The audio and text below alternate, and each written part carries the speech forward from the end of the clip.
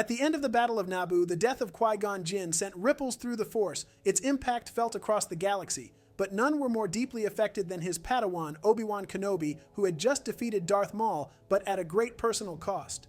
The weight of loss settled heavily on his shoulders, mingled with the burden of his master's dying wish, that he train Anakin Skywalker, the boy said to be the chosen one.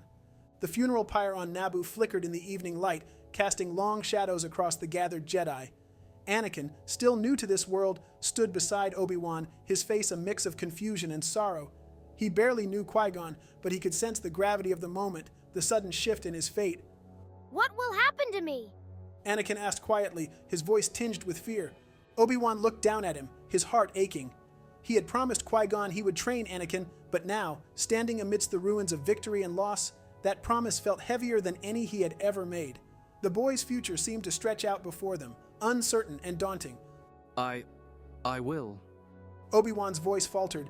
He wanted to reassure Anakin, to give him the confidence he himself lacked at that moment, but the enormity of his task loomed over him, and he could feel the eyes of the Jedi Council watching from across the room. Master Yoda and Mace Windu stood silently, observing the young Jedi Knight. They could see the turmoil within him, his grief over Qui-Gon's death, the self-doubt gnawing at his resolve. Obi-Wan had proven himself in battle, but was he ready to take on the responsibility of training the Chosen One? Yoda and Mace exchanged a knowing glance, the solution forming between them. Anakin's training could not be left to someone so young and inexperienced, not with the stakes so high. As the funeral service came to a close, Mace and Yoda approached Obi-Wan and Anakin. Mace, his voice calm yet firm, spoke first. Obi-Wan, Anakin, the passing of Master Jin is a heavy burden for both of you. Mace began, his gaze shifting from Obi-Wan's haunted eyes to Anakin's uncertain face. Obi-Wan nodded but remained silent. He could feel the weight of expectation pressing down on him, yet a part of him welcomed it, wanting to live up to his master's last wish. Still, a creeping shame settled into his chest. Was he truly ready to guide Anakin? Considerations we have made. Yoda added, his small stature belying the authority in his voice. I will guide young Skywalker. Take him under my wing. I will. Anakin's eyes widened in surprise, hope flickering behind his blue eyes. You'll be my master? Yes, train you I will. Yoda confirmed.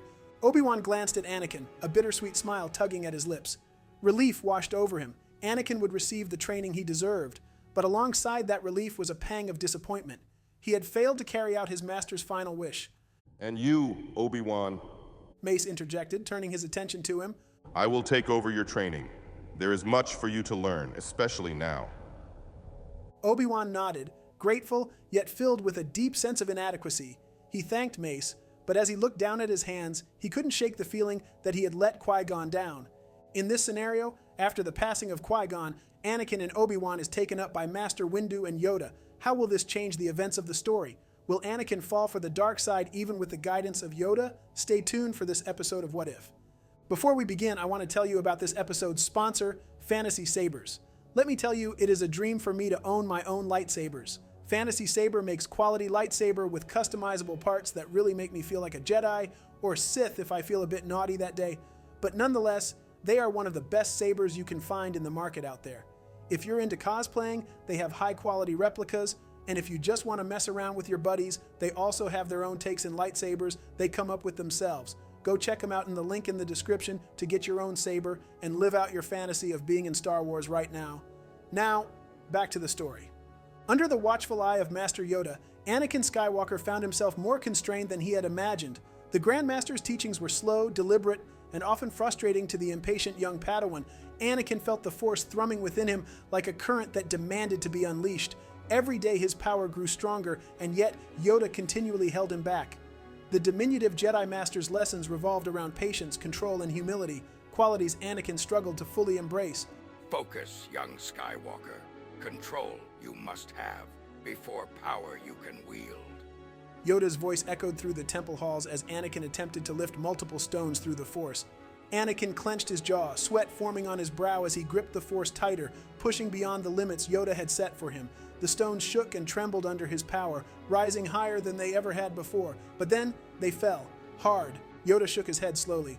Power without control leads only to destruction. Greater than this your destiny may be. But patience, you must learn. Anakin felt his frustration boiling inside. Patience, control, always the same lessons, the same reminders that he wasn't ready. But he felt ready. He knew he was destined for something far greater than what Yoda seemed to allow. The prophecy of the Chosen One lingered in his mind, whispered about in hushed tones among the Jedi. He was supposed to bring balance to the Force, yet here he was, lifting stones like any other apprentice. He wanted more. He needed more. He was meant to be the greatest Jedi the galaxy had ever seen, but Yoda's guidance felt like a cage, restraining him from what he was truly capable of. Meanwhile, on the other side of the Jedi Temple, Obi-Wan Kenobi trained under the stern gaze of Mace Windu. The Jedi Master had taken Obi-Wan under his wing following Qui-Gon's death, recognizing the young knight's potential. However, Mace was no soft mentor. His methods were rigorous, and he did not shy away from pushing Obi-Wan to his limits. Vapad Mace began during one of their intense training sessions. is a dangerous form. It requires mastery over oneself, but it also demands you walk a fine line.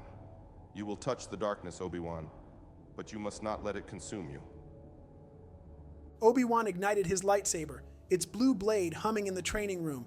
Mace's own purple saber flared to life as he moved with deadly precision.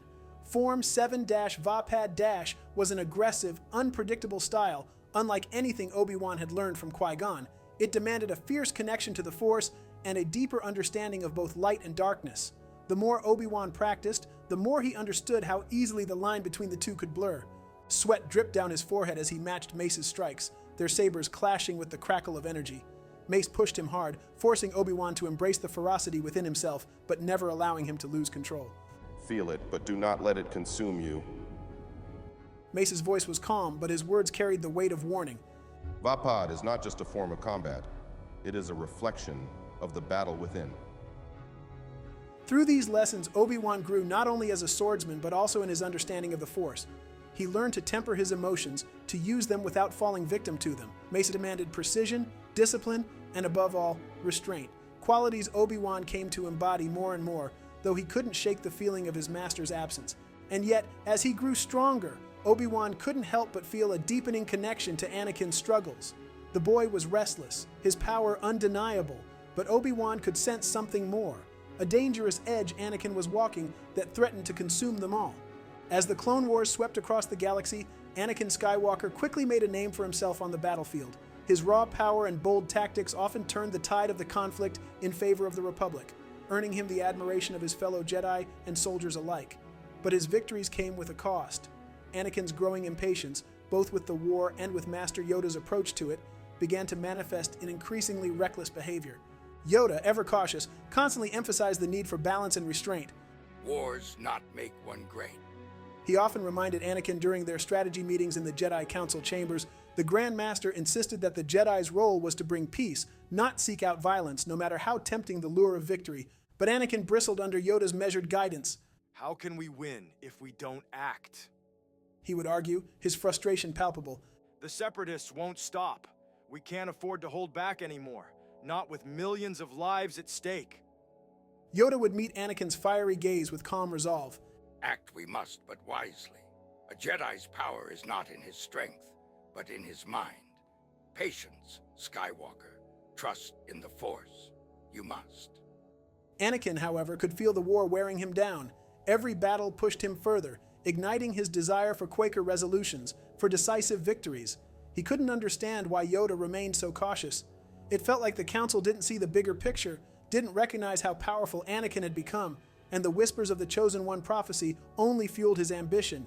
He was meant to be more than just a warrior. He was meant to bring balance, to end the conflict once and for all. But Yoda's teachings seemed only to hold him back. Meanwhile, Obi-Wan Kenobi found himself growing into his role under Mace Windu's mentorship. The two had been working together closely since the outbreak of the war, their missions ranging from tense diplomatic negotiations to some of the fiercest battles in the Outer Rim. Mace's guidance in Vapad had sharpened Obi-Wan's skills, transforming him from a skilled duelist into a formidable warrior capable of harnessing the chaotic energy of battle without falling to the dark side. Through Mace, Obi-Wan learned to confront his emotions, to channel his frustrations into precise, controlled strikes, rather than letting them overwhelm him. The aggression of Form 7 was a constant reminder of the temptation to slip into darkness, but Mace had taught Obi-Wan how to remain balanced, how to fight without losing himself. But it wasn't just the physical aspects of combat that Mace imparted to Obi-Wan. Over time, Obi-Wan began to notice the subtle political games being played in the background of the war. Chancellor Palpatine seemed to have a hand in every decision, his influence growing with each passing day. There's more to this war than battles, Obi-Wan. Mace had once told him during a mission briefing, Palpatine is consolidating power in ways I don't like. The Senate is falling under his control and the Council is growing concerned. Obi-Wan's eyes had widened at the revelation. He respected Palpatine. After all, the Chancellor had been a guiding presence throughout the war, always advocating for the Jedi's involvement. But as Mace pointed out the subtle shifts in power, Obi-Wan couldn't deny that Palpatine's reach was extending far beyond the role of a mere political leader. As the war dragged on, Obi-Wan found himself questioning the Chancellor's motives more and more. Palpatine was always quick to praise Anakin, often positioning him as the Republic's greatest hero, and Anakin, eager for validation, seemed to bask in Palpatine's attention. Obi-Wan sensed a darkness growing, not just in the war, but in Anakin. And though he was honing his own skills under Mace's tutelage, learning to resist the pull of the dark side, he feared his friend might not be able to do the same. As the war raged on, Anakin Skywalker found himself increasingly isolated from his fellow Jedi. Despite Master Yoda's constant counsel, Anakin couldn't shake the feeling that the Council was holding him back. His powers were growing rapidly, but Yoda's insistence on restraint and balance felt like chains around his potential. The war demanded action, not endless deliberation. It was during one of these moments of frustration that Chancellor Palpatine reached out to him. Anakin, my boy, I've watched you grow into one of the Republic's finest warriors. Palpatine said during one of their private meetings, But I sense that you feel constrained by the Jedi. Is that not so? Anakin hesitated, but he found comfort in Palpatine's presence. Unlike Yoda, who spoke only of caution, Palpatine understood the pressures of war, the need to act decisively. They don't understand, Chancellor. Anakin admitted, They talk of peace and balance while people die. They don't see what I see. Palpatine leaned closer, his voice a soothing balm to Anakin's troubled mind. The Jedi, for all their wisdom, are bound by their dogma. They're too rigid, too afraid of the very power that could save the Republic. Tell me, have you ever heard the tale of Darth Plagueis the Wise? The Chancellor's words lingered in the air like a poisoned whisper, seeping into Anakin's thoughts. Palpatine spoke of power beyond the Jedi's teachings, of the ability to save lives and end suffering. And then, with careful precision, he struck at Anakin's deepest fear. I sense a fear in you, Anakin. A fear of loss, someone you care deeply for. Perhaps Senator Amidala. Palpatine's tone was soft, but his words hit like a thunderclap. Anakin's heart clenched at the mention of Padme. He had been having visions, terrible dreams of her in pain, dying in childbirth. He had kept them to himself, not even sharing them with Yoda. The Chancellor's insight startled him, but instead of shrinking from it, Anakin found himself drawn in further. I don't know what to do, Chancellor. Anakin said, his voice cracking. I see her dying, and I can't stop it. Palpatine's eyes gleamed. There are powers, my young friend, beyond what the Jedi are willing to teach you. Powers that could save her. If you trust me, I can help you unlock that potential. Together, we could bring peace to the galaxy and save those you love. Anakin was torn. The Jedi had always warned him about the dangers of the dark side, but if there was even a chance to save Padme, how could he turn away? While Anakin was being drawn deeper into Palpatine's web, Obi-Wan Kenobi and Mace Windu were growing increasingly suspicious of the Chancellor. Strange occurrences tied to the dark side had been reported throughout the galaxy, powerful tremors in the Force, shadowy figures manipulating events from behind the scenes. The dark side clouds everything. Mace said gravely during a mission briefing. I can feel it, Obi-Wan. There's a presence, somewhere close, that we haven't uncovered yet. Obi-Wan, honing his skills in Vapad and learning to channel the intensity of battle without losing himself, had also felt the disturbance. But something about Palpatine had begun to gnaw at him. What if it's closer than we think? The Chancellor's influence has been growing throughout the war. He has more power now than any other leader in the Republic's history. Mace nodded, his expression darkening. Palpatine is dangerous, but we can't act without proof. The war has given him the pretext to consolidate power, but I fear it's something more. Something sinister. Before they could investigate further, the demands of the war pulled them away. The Separatists were pushing into key systems, and both Obi-Wan and Mace were needed at the front lines. Yet, The shadow of the dark side loomed larger with each passing day, and Obi-Wan couldn't shake the feeling that they were running out of time. Meanwhile, Anakin drifted closer to the Chancellor's influence, unknowingly teetering on the edge of darkness. Anakin Skywalker stood at the edge of a precipice, both physically and emotionally. His nights were plagued by the same nightmare, Padme writhing in agony, her life slipping away. The vision gripped him tighter, with each passing day, making Yoda's teaching seem more and more inadequate. Fear leads to anger, anger leads to hate, hate leads to suffering. Yoda had often said during their meditations, but Anakin couldn't shake the feeling that his master's lessons were abstract, distant from the urgency of his reality. Yoda spoke of balance, of letting go of attachments, but Anakin couldn't let go. He wouldn't let go. He would rather die than see Padme suffer. In secret, he sought solace in Chancellor Palpatine's counsel. The Chancellor had become a trusted confidant, the only one who seemed to understand the burden Anakin carried. One evening, as the cityscape of Coruscant glowed beneath them, Anakin voiced his inner turmoil to Palpatine. The Jedi speak of peace, but they don't know what it means to love. Anakin said, his voice heavy with frustration. They say I must let go of Padme, but how can I? She's everything to me. Palpatine, always calculating, placed a reassuring hand on Anakin's shoulder. The Jedi are limited by their own narrow views.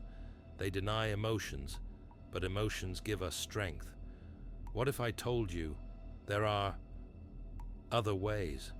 Ways the Jedi would never teach you? Anakin's heart raced. He knew Palpatine was alluding to the dark side, but in this moment, he didn't care. I've heard the stories. You said the dark side could save lives. Is it true? Can it save her? Palpatine's voice became a whisper, dripping with temptation. The dark side offers powers beyond anything the Jedi would dare imagine. With it, you could save Padme, but the path is not without sacrifice. Anakin, torn between the teachings of Yoda and the promise of the dark side, nodded slowly. I'll do whatever it takes. Just tell me what to do. Meanwhile, Obi-Wan Kenobi and Mace Windu were making their own discoveries. After months of grueling war, Obi-Wan had sharpened his skills in Vapad, learning to harness the chaos of battle without falling into darkness. This training, coupled with Mace's guidance, had heightened his sensitivity to the dark side, and recently Obi-Wan had felt something, an elusive presence lingering in the shadows of the conflict. On a mission to the Outer Rim, Obi-Wan and Mace began to piece together the disturbing truth. There were too many coincidences, too many instances where the war seemed to play into someone else's hands. Separatist movements and Republic responses were being manipulated, as though both sides were being puppeteered by a single entity. There's no denying it anymore. Obi-Wan said during one of their briefings. The war is being orchestrated by someone with a deep connection to the dark side, a Sith Lord. Mace frowned, his brow furrowed. We've suspected as much for some time, but the Sith have stayed hidden for years. Whoever this is, they're powerful, cunning. We need proof. Obi-Wan's mind turned to the one person who held more power than anyone else in the Republic, Chancellor Palpatine. Though the Chancellor had always been a friend to the Jedi, there was something about his rise to power, his steady consolidation of authority, that didn't sit right with Obi-Wan. He voiced his concerns to Mace, but Windu remained cautious. Palpatine is dangerous. Mace agreed. But accusing the Supreme Chancellor without hard evidence? That could fracture the Republic. We need to tread carefully, Obi-Wan. The dark side is closer than we think, but we can't let it blind us to our duties. Yet Obi-Wan couldn't shake the feeling that they were running out of time. Palpatine's influence was growing, and with Anakin spending more time in his company, Obi-Wan feared his friend might be caught in something far darker than either of them realized. Anakin Skywalker stood in the dimly lit office of Chancellor Palpatine, his heart pounding as the weight of the moment pressed down on him. The Chancellor, who had once been a trusted mentor, now revealed a truth that shook Anakin to his core. I am Darth Sidious, the Sith Lord you've been searching for. Palpatine said calmly, his voice betraying none of the gravity of his confession. But I am not your enemy, Anakin. The Jedi, your masters, they are the ones who fear your potential. They would see you restrained, powerless to save the ones you love. I offer you something they never could. Anakin's mind swirled with confusion and anger. The Jedi had kept secrets from him, that much was true, but Palpatine, the man he had trusted for so long, the revelation made him feel like the ground was crumbling beneath him. And yet, there was an allure in Palpatine's words, an intoxicating promise. You could have the power to save Padme. Palpatine continued, his voice soft but insistent. I can sense your fear, Anakin. The dark side has the power to stop death itself. Join me, and together we will end this war. We will bring peace to the galaxy, and you will have the strength to protect those you care about. Anakin clenched his fists, his mind racing. Padmé's death, the visions of her dying in childbirth, had haunted him for weeks, growing in intensity with each day. Yoda's teachings of patience and letting go felt like a death sentence, but this was hope, twisted though it was. I don't know.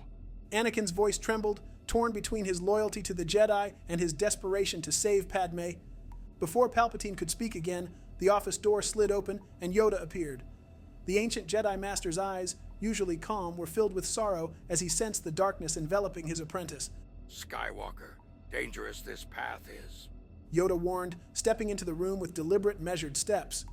Clouded by fear you are, but trust in the Force. You must, not the dark side. Anakin stared at Yoda, frustration boiling over. How can I trust in the Force when it's telling me to just let Padme die? You don't understand. None of you do. Understand, I do. Yoda said quietly, his voice heavy with compassion. Loss I have faced. Darkness I have fought. But save her, the dark side will not. Only destroy everything you hold dear, it will. Palpatine, seeing the crack in Anakin's resolve, stepped forward. Don't listen to him, Anakin. The Jedi would have you sacrifice everything for their outdated code. You know in your heart that the dark side holds the key to saving Padme.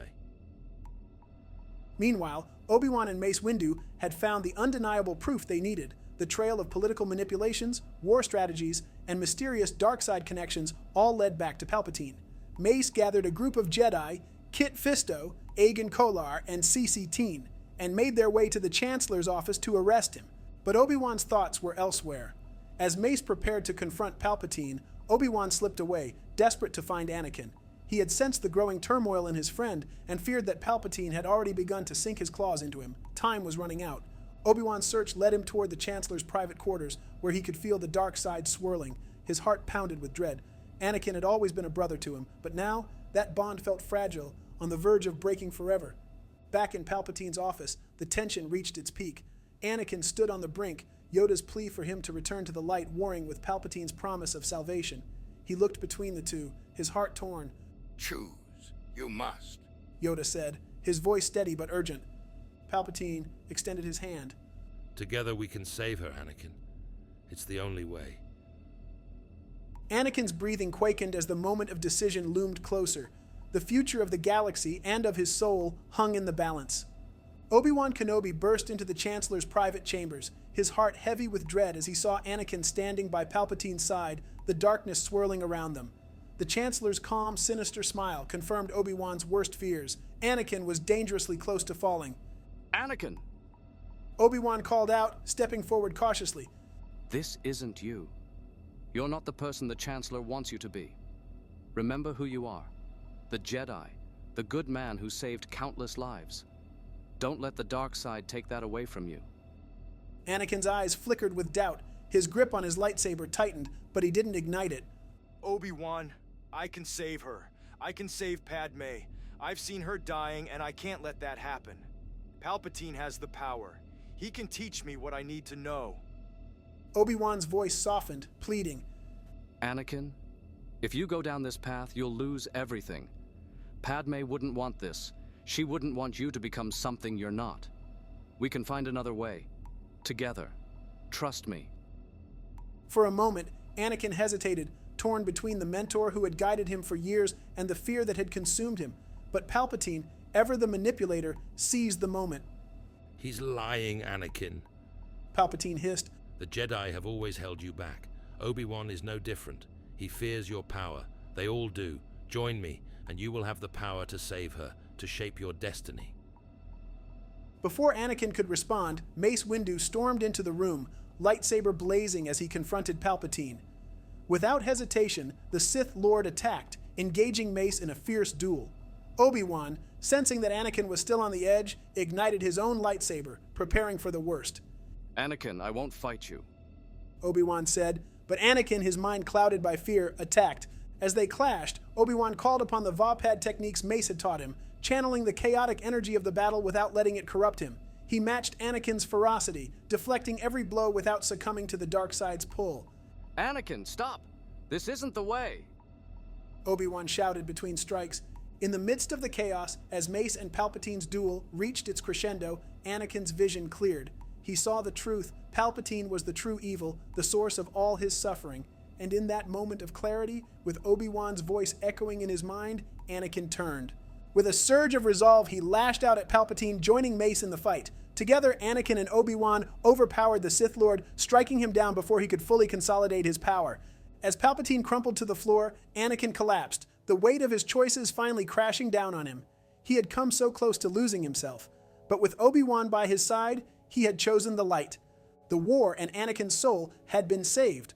With Palpatine defeated, the galaxy's immediate threat was vanquished. The Sith's grand design to dominate the galaxy had been thwarted, though the damage wrought by their machinations left scars across the stars.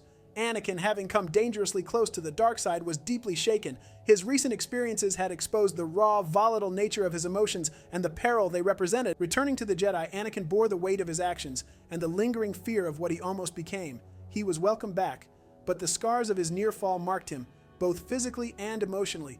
Obi-Wan, having fought alongside him and witnessed the harrowing path his friend had tread, offered his unwavering support.